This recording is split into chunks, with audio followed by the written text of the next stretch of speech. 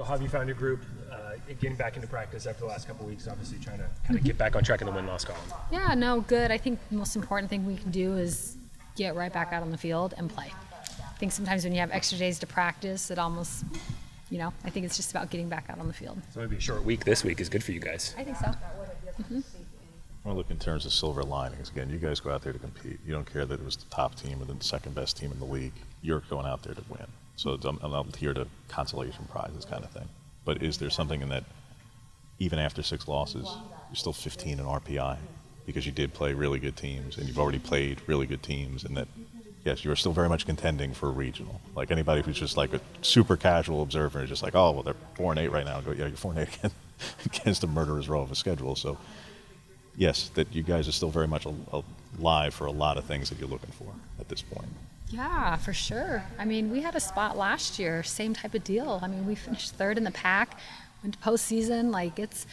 I think if you get too crazy, about our season, I don't think that's good. I think we just have to understand, what happened, how we learned from it, how we get better, and then move forward with it.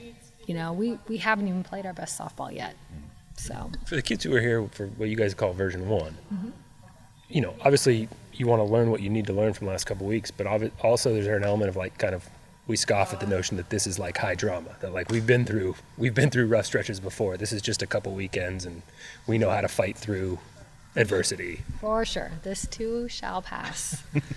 I mean, like I said, last year we had a couple rough weekends in a row, and it was tough. It's tough when you're in the middle of it, but, you learn from it, you grow from it, you're better because of it, you're ready to handle postseason, all those good things. It just, those things, they show up later. I just think in the middle of it, it maybe doesn't feel the best. What's been the big glaring difference between UCLA, Arizona State, and then how you guys have played the last 2 weekends? It seems like it's been the home runs and the women on base when there are the home runs hit. How do you sort of, as a pitching staff, limit the long ball for the opposing team? Yeah, I think in this league, unfortunately, you're going to give up the long ball. It's just being minimal with it and trying, if I'm going to give it up, let's try to give up a solo and not, multiple run shots. I think it's just continuing to manage our counts. I think when we get into trouble, it's because we're not managing our counts enough.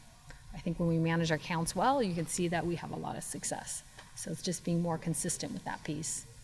We've seen from this Arizona pitching staff that statistically is certainly had some tough times so far in conference play. I think all their ERAs are north of 6. But that said, I mean, if they make it to Arizona, they got to be pretty good. So just what have you seen from this group that you'll be facing?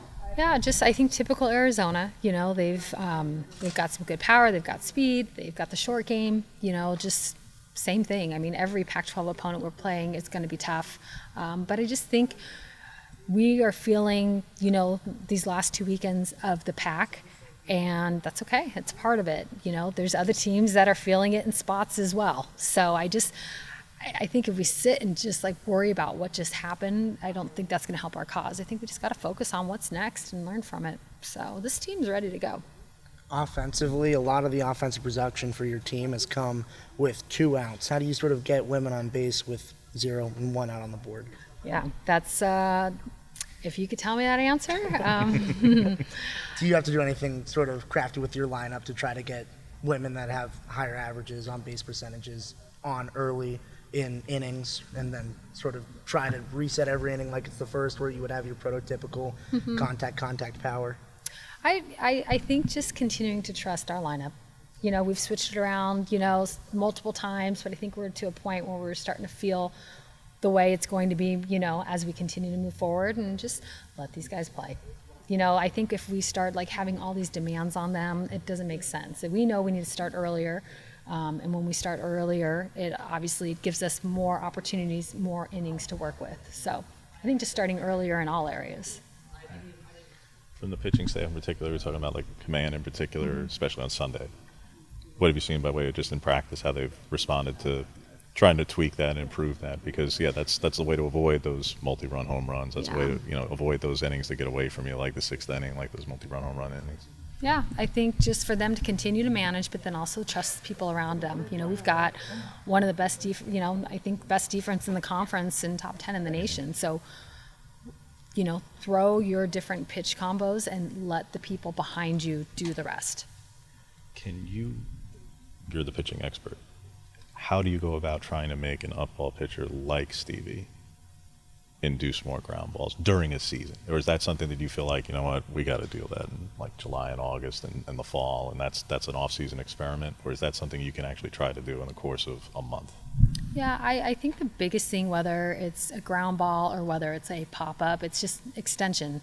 So not allowing the hitter to have extension. When they have extension, the ball's up, it tends to travel a little bit further, So it's just, I think your pitchers, they are who they are, whether they're up ball pitchers, down ball pitchers. It's just being, like I said, managing your counts better and understanding what you're wanting to do, like what's the outcome that you're trying to get with the pitch.